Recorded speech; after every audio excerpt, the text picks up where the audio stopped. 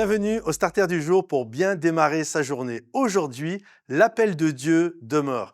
Il y a cette réalité souvent où nous sommes bousculés à l'intérieur de nous-mêmes. On se pose la question lorsque nous avons défailli dans certains moments de notre vie, est-ce que l'appel de Dieu demeure? Est-ce que l'appel de Dieu est irrévocable ou est-ce que je peux le perdre parce qu'à un moment donné, je n'ai pas été parfait? Je crois que Dieu demeure fidèle même si nous sommes infidèles. Alors c'est sûr qu'il y a certaines circonstances, certaines choses qui peuvent nous faire perdre un crédit énorme et ça va devenir compliqué. Mais je crois que bien souvent, dans la majorité des cas, ce que Dieu a déclaré sur notre vie demeure éternellement. Il n'est pas fils d'homme pour mentir, ni fils d'homme pour se repentir des dons qu'il nous a donnés. On le voit d'ailleurs à travers l'apôtre Pierre, lorsqu'il lui a donné cet appel, tu es Pierre et sur cette pierre je bâtirai mon église. Quelque temps par la suite, Pierre est celui qui a renié Jésus. Vous connaissez ce passage? Avant que le coq ne chante, Pierre avait renié Jésus par 3 reprises. Et à chaque fois, quand il l'a renié, on s'aperçoit que c'était autour d'un feu.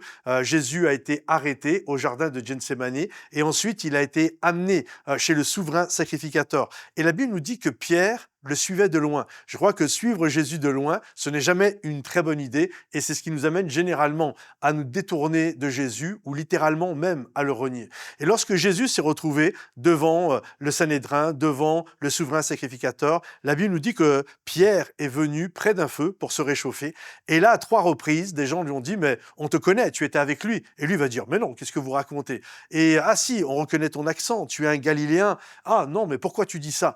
Et en fait, 3 fois, Pierre va renier Jésus. Et lorsque la 3e fois il va le renier, juste après, le coq va chanter. Et c'est à ce moment-là que Jésus va se retourner et il va le regarder dans les yeux. Je crois que le regard de Jésus n'était pas un regard qui l'a brimé.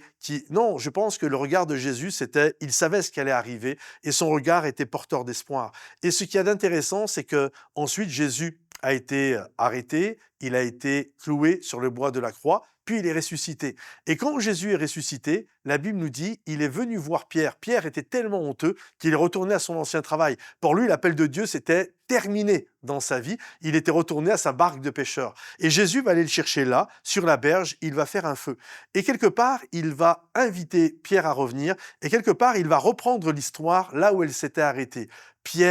L'histoire de Pierre s'est arrêtée autour d'un feu. Jésus va refaire un feu et là, il va lui redonner son appel. Vous connaissez les 3 questions qu'il va lui poser. « Pierre, m'aimes-tu » Et Pierre va dire « oui, tu sais que je t'aime ». Je pense qu'il devait être très honteux en même temps qu'il disait ça. Et Jésus va lui dire « alors paie mes brebis » dans le sens de nourrir, paître, fais manger mes brebis. Et ce que Jésus était en train de lui dire, c'est que l'appel de Dieu demeurait sur sa vie. Et on voit que le jour de la Pentecôte, Pierre est celui qui a prêché et 3000 personnes ont donné leur vie à Jésus. Oui, l'appel de Dieu demeure. Alors garde courage.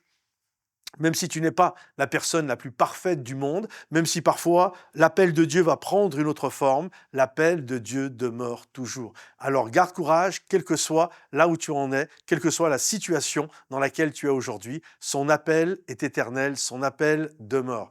Que le Seigneur te bénisse. Si ce message t'a béni ou encouragé, pense à le liker en appuyant sur les petits pouces en bas du lecteur. Pense également à le commenter, à le partager peut-être. Je suis sûr qu'il y en a qui en ont besoin dans votre entourage. Pensez à le partager. Soyez bénis mes amis et on se retrouve en présentiel sur l'un de nos sites, que ce soit Momentum Bordeaux, Momentum Paris ou Momentum Bruxelles. À bientôt, bye bye.